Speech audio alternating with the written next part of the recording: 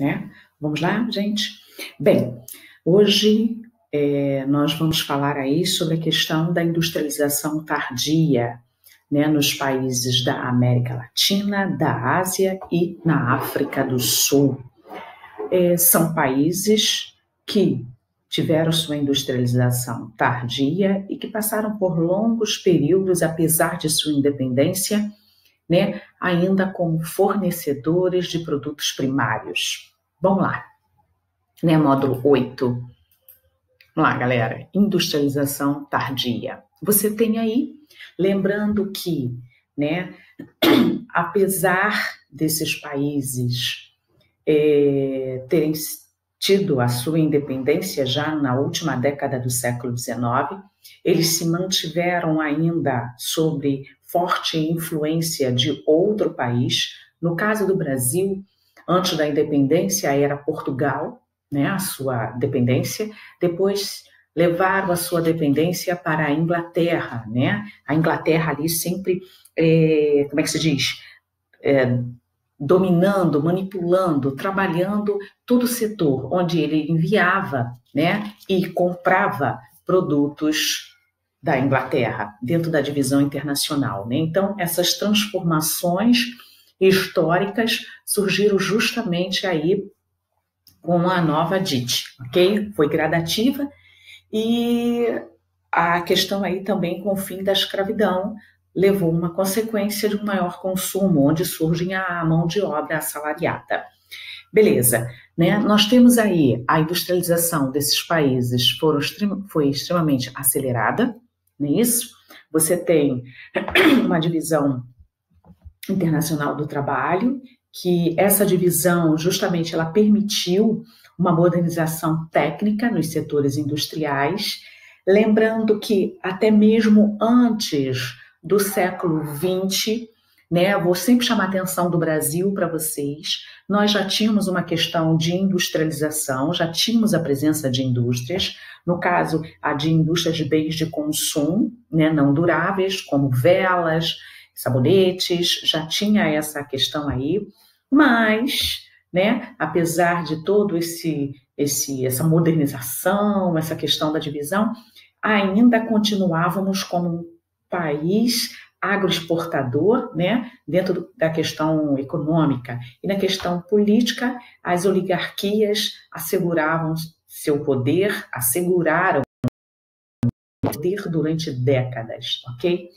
Você tem aí os países da América Latina que mantiveram, né, até os anos 30 o seu papel, né, lembrando disso, no caso, de exportador, de agrário exportador, tá?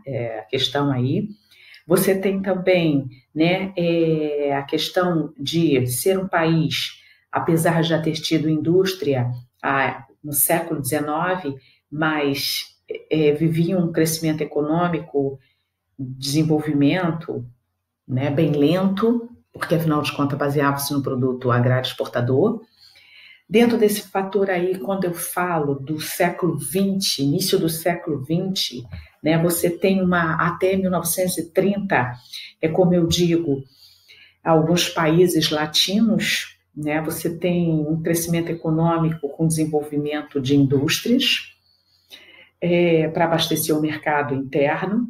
Essas indústrias também tinha questão de beneficiamento de alimentos. Foi justamente esse crescimento foi estimulado em virtude da Primeira Guerra, que ganhou um impulso maior com a crise de 29, né? Essas crises, tanto a de 29 quanto a Primeira Guerra, causam uma retração nas exportações dos Estados Unidos e da Europa, né? E com isso abre um espaço para a indústria nacional de bens de consumo. No plano geopolítico, né, a América Latina assiste um avanço no longo do século XX, um avanço aí norte-americano, que foi a construção hegemônica dos Estados Unidos sobre a América Latina desde o início do século XIX.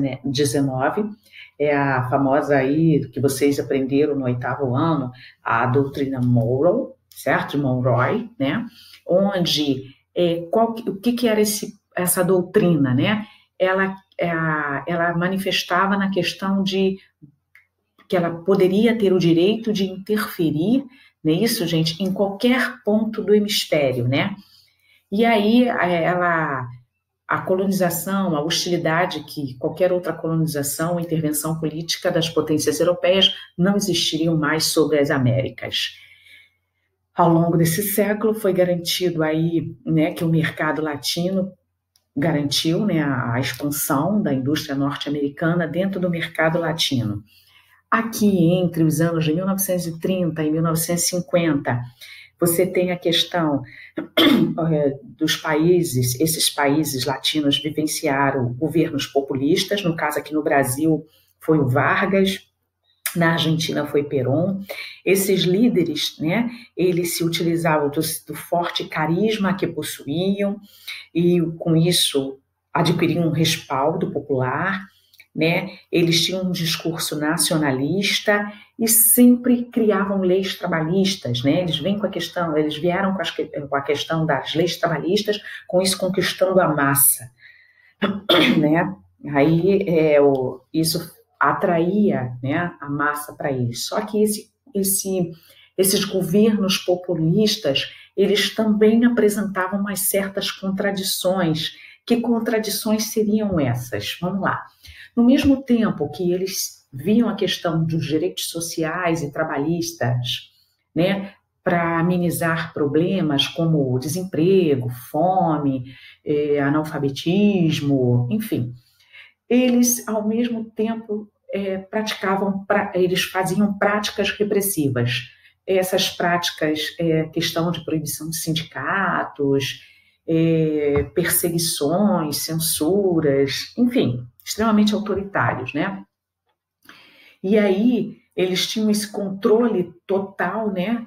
Funcionavam como o controle, principalmente dos meios de comunicação. Eles tinham um controle de comunicação onde, né, sempre a comunicação colocava eles como um líder e conquista econômica, enaltecendo eles, né? A partir de 1930, esses governos, né, representavam um avanço de interesses políticos e do poder do segmento urbano em detrimento das elites rurais e oligárquicas. Aí você tem esses governos populistas com as seguintes características. Eu já disse a questão carismática, o autoritarismo, faziam políticas assistencialistas, vinham com o avanço de leis trabalhistas, fizeram fortes investimentos em indústrias de base. Também tem a questão de criação de empresas nacionais nos setores estratégicos, né, dentro do fator economia, e defesa da diminuição da dependência internacional, né, um desenvolvimento industrial. Então, eles seguiram um modelo econômico de substituição de importação, onde o Estado ele assumia o papel de grande promotor do desenvolvimento industrial, né? Então, o desenvolvimento estava baseado no capital nacional, e onde entra em choque com os interesses externos, né? E aí, essas décadas posteriores, vieram o desmonte desse modelo, né? For surgindo desmonte, que é quando a gente chega aí nos anos 50 a 70. Você tem aí, a população passa a experimentar um nacional pragmatista. Aí é a questão do governo, um desenvolvimento acelerado, JK, gente, Juscelino. Aí nessa época, né, Juscelino faz forte investimento, abre as portas para o capital estrangeiro, assim, no caso aqui no Brasil, tá, gente? Abre as portas para o capital estrangeiro. Depois, acaba o governo de Juscelino, vem a questão aí dos governos militares, onde dão prosseguimento a esse mesmo modelo desenvolvimentista. Com isso, nesse período de 50 a 70, eles pegam muitos empréstimos, né, para poder ter capital para fazer esses investimentos. É aí que, caraca, chega a década de 80, aí o troço pega. Por que o troço pega? Né? A América Latina, ela estava sofrendo fortes crises econômicas, tá? ela estava passando por um processo de redemocratização. Lembrando que os anos 80, o que estava acontecendo no mundo? O fim da extinta União Soviética. O modelo socialista estava quebrando. Cara, o que acontece? Os países latinos, nesse período, né, passavam por essa recessão e o desenvolvimento acelerado. Nos anos, o Estado, lembrando que o Estado era o motor desse crescimento, ele quebra, né? Com isso, o pagamento, vem a questão do pagamento da dívida externa, o investimento em infraestrutura teve que ser abandonado, o desemprego começa a crescer e o desenvolvimento econômico dá uma parada. Por isso, década de 80 é considerada a década perdida, né?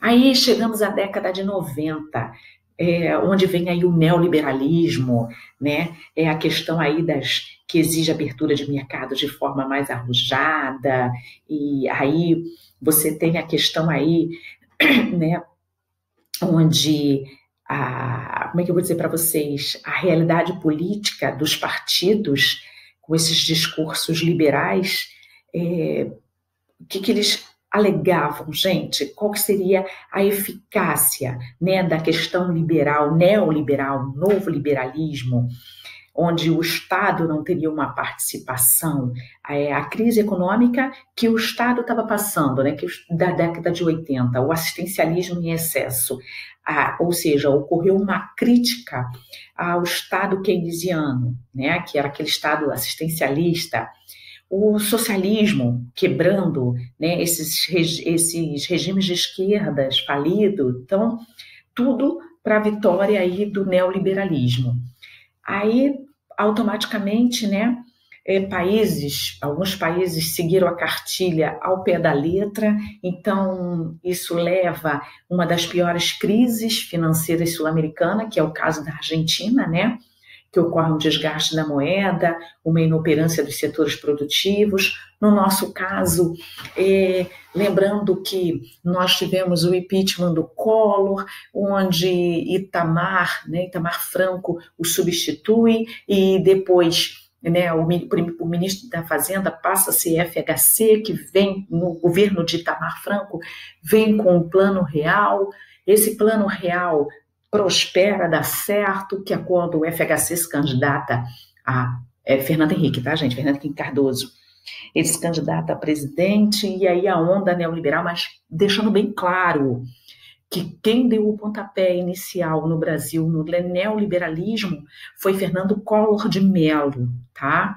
Fernando Henrique, ele apenas ele continuou, tá? Ok, gente? Então, o que acontece, gente? A nova esquerda latino-americana, né, ela surge justamente nos anos, né, 2000, essa questão aí, então a famosa onda rosa, chamada de onda rosa, onde essa nova esquerda, ela recupera antigos bordões revolucionários, ela tem em comum o desejo de superação da herança histórica, a subordinação e desigualdade, busca ultrapassar o atraso social da estrutura produtiva, a nova tendência de cooperação internacional, ou seja, há um maior esforço diplomático entre os estados latino-americanos, tá? Existe uma frequência de reuniões de cúpula entre as suas lideranças e diversos acordos de parcerias políticas, comerciais. E a conquista e a sustentação da democracia foram apenas um primeiro grande processo histórico na América Latina. Isso eu já estou no ano 2000, beleza? Só que, antes de chegarmos no ano 2000, nós tínhamos aí uma questão do outro lado do mundo, né? No caso, nos países asiáticos, nós temos a industrialização dos tigres asiáticos. Lembrando que foi a partir dos anos 70, né? Eles têm um aumento de investimentos japoneses norte-americanos, porque os japoneses estavam de vento em polpa na década de 70, gente. Então, o crescimento dos tigres asiáticos está relacionado pela presença de multinacionais e maquiladoras que foram atraídas por qual vantagem, né? Diversas vantagens, mão de obra barata, especializada, olha só, barata e com qualidade, cara, com especialização, oxe, é o que todo mundo quer. Participação do capital estrangeiro, gente, cara, as indústrias japonesas, desculpa, as indústrias japonesas, elas não tinham mais espaço dentro do território japonês, mas tinham países vizinhos ali, pertinho, do lado, cara, que ofereciam mão de obra barata, sindicatos, inexistência de sindicatos. Oh, que belezinha, chuchu beleza. Cara, por que eu não vou migrar para lá? As indústrias, então, japonesas começam a migrar para esses países, Singapura, Hong Kong, Coreia do Sul, Taiwan. Poxa, tudo que ele quer. Então, por isso a forte participação do capital estrangeiro, né? Então, ocorre uma prosperidade econômica aí. Essa questão aí, esse capital externo. Então, só que, lembrando que nos anos 60, isso não ocorreu. Já estava tendo aí a entrada desses capitais, tá? Deixando bem claro para vocês. Nos anos 60, 60, tá, gente? As empresas já estimulavam a industrialização nesse período, ok? Tanto é que, observa só, as multinacionais, também chamadas de transnacionais, estavam vindo tanto para os países da América Latina, quanto para a Ásia, que é quando os tigres asiáticos surgem, tá legal? Aí, esse modelo aí, denominado de plataforma de exportação. No nosso caso, substituição de importação foi durante o Getúlio, tá, gente? Não confunda, eu já estou na questão da abertura do capital estrangeiro. Aí você tem, né, em 3 décadas, os países, né, esses países dos tigres asiáticos, tornaram-se fortemente industrializados e urbanizados, com importantes empresas locais que se projetavam em nível internacional com grande competitividade, né? Os tigres asiáticos, sabe aquele negócio de você estar no lugar certo, né? Também tem o ditado de, pô, cheguei na hora errada, no dia errado, no lugar errado. No caso dos tigres asiáticos, é o contrário. Pô, estou no lugar certo, tá? Estou aqui no momento certo, com mão de obra qualificada, no momento certo. Pô, cara, eu tenho aí mão de obra barata, sindicatos não existem. Então, pô, localização estratégica, entrada de capitais, tecnologias e empresas estrangeiras, né? Querendo aproveitar as vantagens locacionais da área. Atrativos governamentais, que seriam esses atrativos? As isenções de impostos, legislação ambiental assim bem flexível, belezinha, né? O Estado interventor e desenvolvimentista.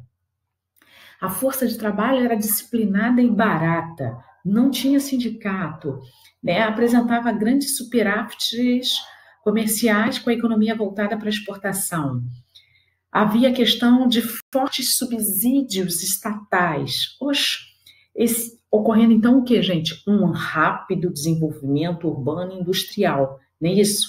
Então, a presença de regimes opressores, belezinha, tudo que os empresários queriam. Imensa exploração dos trabalhadores. Essa superação de diversos aspectos de subdesenvolvimento e a sensível melhoria das condições de vida e sociais, né? Contribuiu para um aumento de uma expectativa de vida. Logo, nos tigres asiáticos, Singapura, Hong Kong, Coreia do Sul e Taiwan, também todo o sucesso começou a despertar interesse também quem?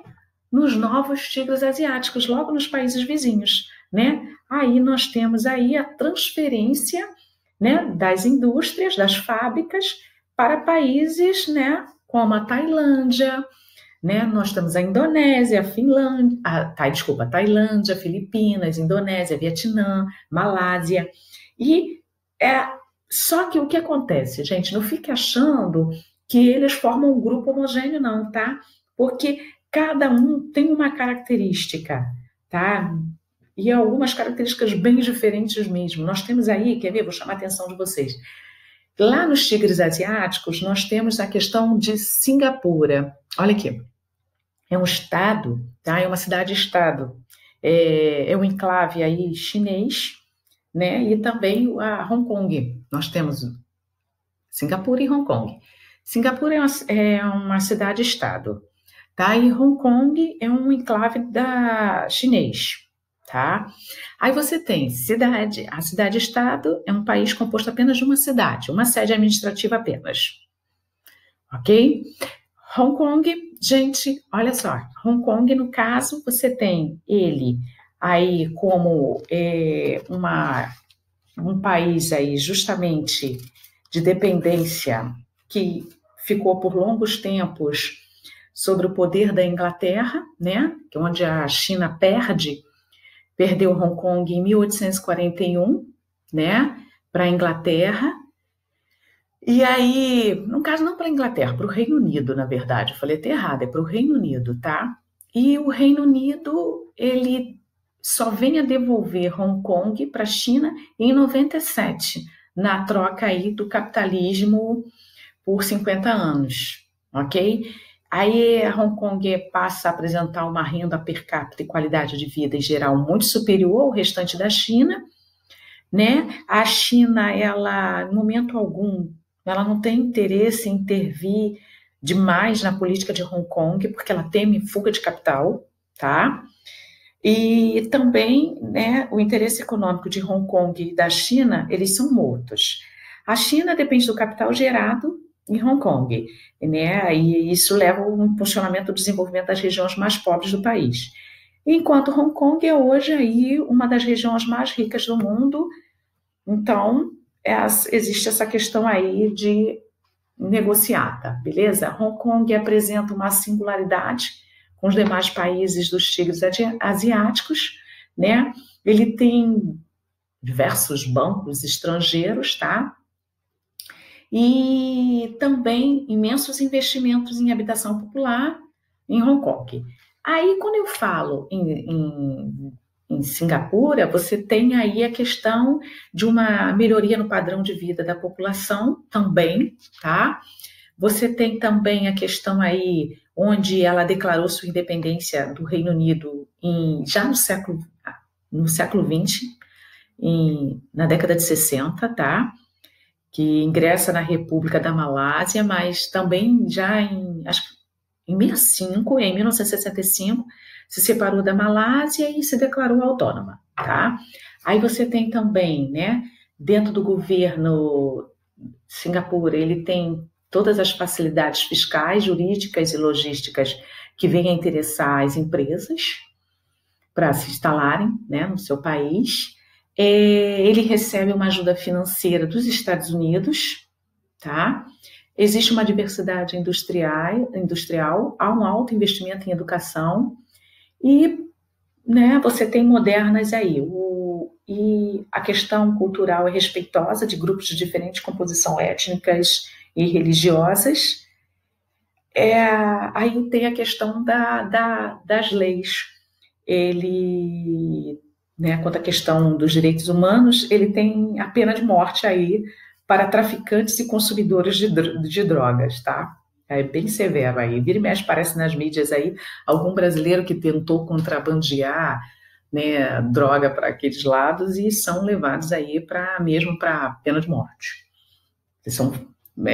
Não tem perdão, tá? Não tem mesmo, tá? E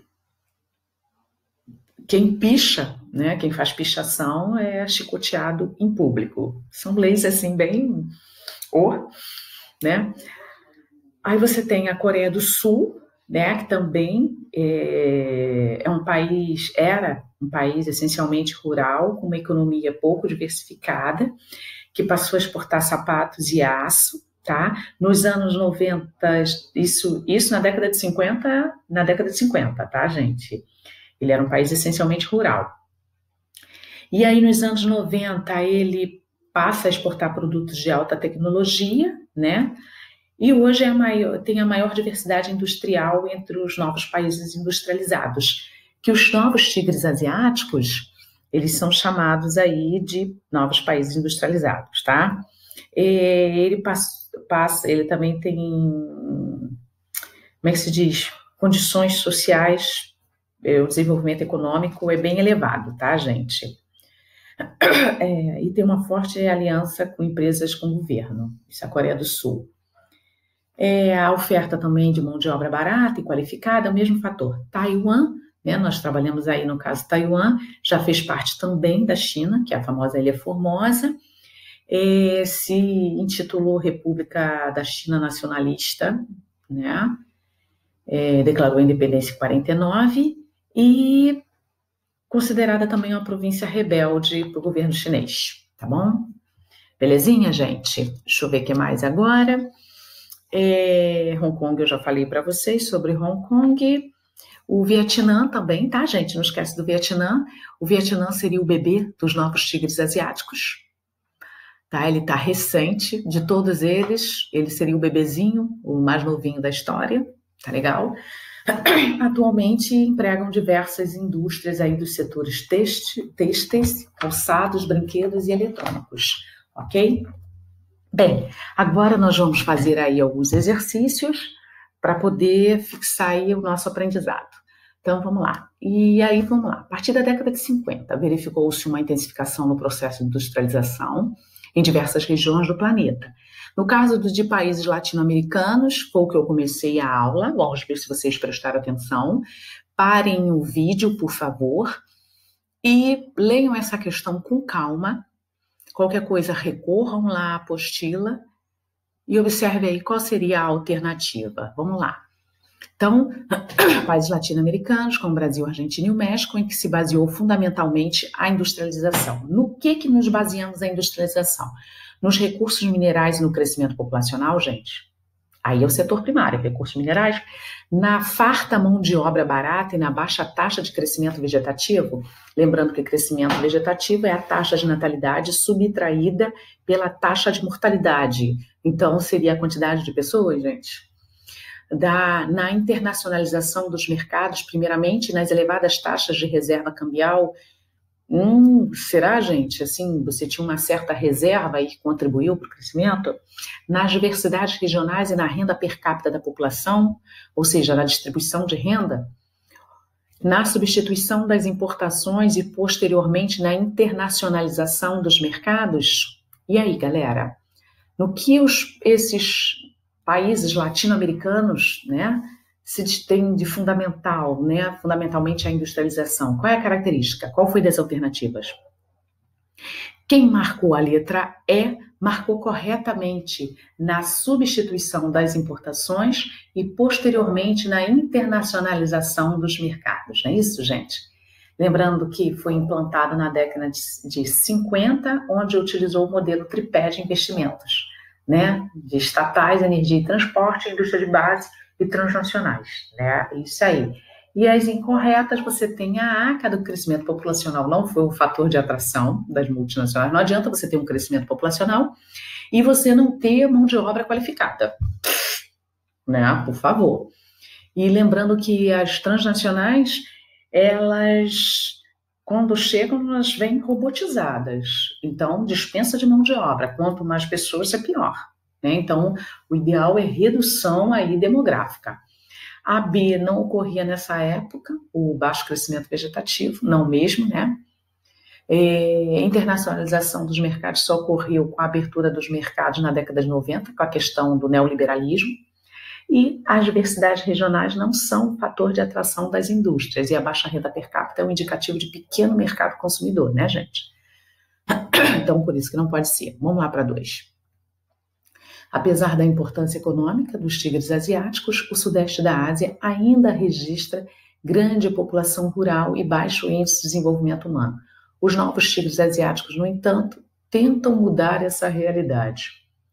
Assinale a alternativa que explica corretamente esse processo econômico em curso na região.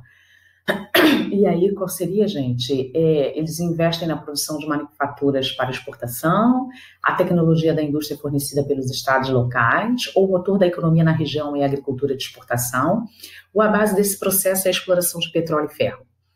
E também temos o crescimento econômico, deve ser a emergência da Índia. Qual deles? Qual vocês marcaram? Você tem aí, investe na produção de maquinofaturas para exportação, né, gente? Você tem aí a questão que baseia-se em um processo de desenvolvimento industrial direcionado para o mercado externo, ok? Né?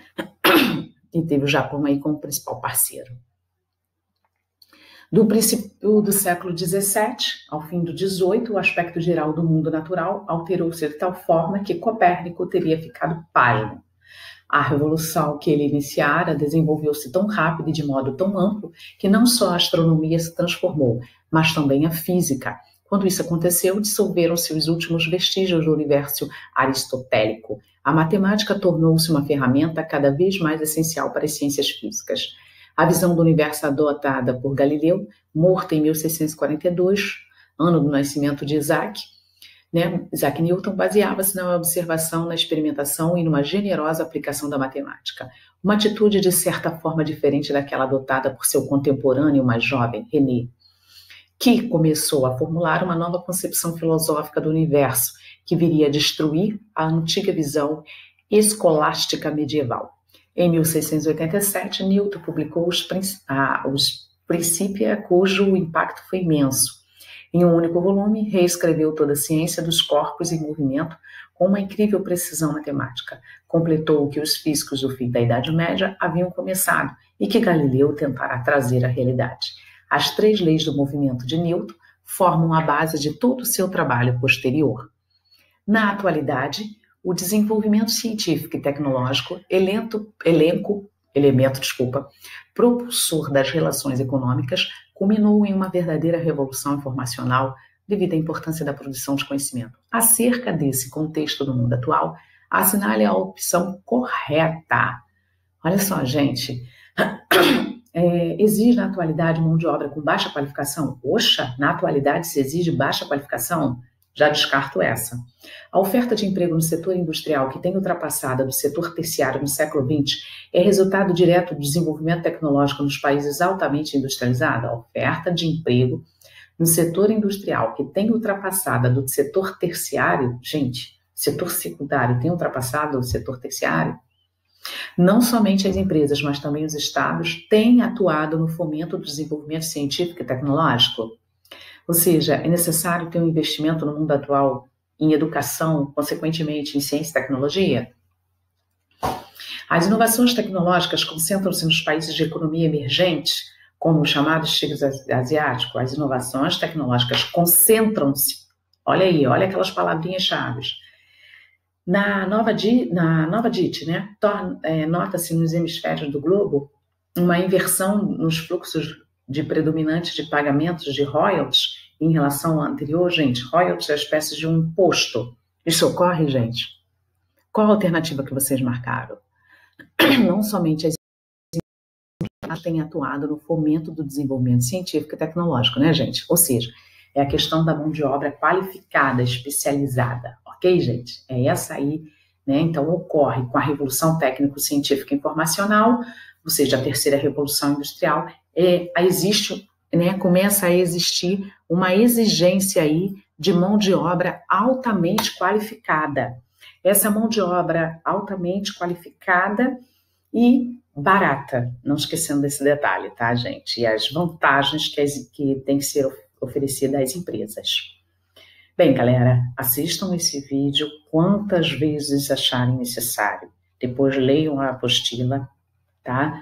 Antes de ver as respostas aí do gabarito, procurem parar, pausar o vídeo, fazer sozinho, tá? Deem uma lida lá na apostila, façam os exercícios da apostila, façam os exercícios que são postados no blog.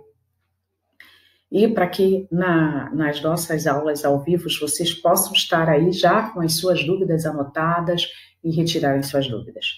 Até o próximo encontro, tá? Beijos em todos. Tchauzinho, tá?